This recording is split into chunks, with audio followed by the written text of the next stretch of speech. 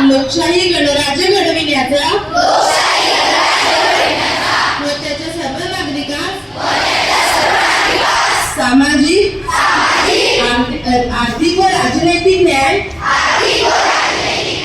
विचार अभिव्यक्ती विश्वास श्रद्धा व उपासना यांचे स्वातंत्र्य दर्जाची व संधीची समानता निश्चितपणे प्राप्त करून देण्याचा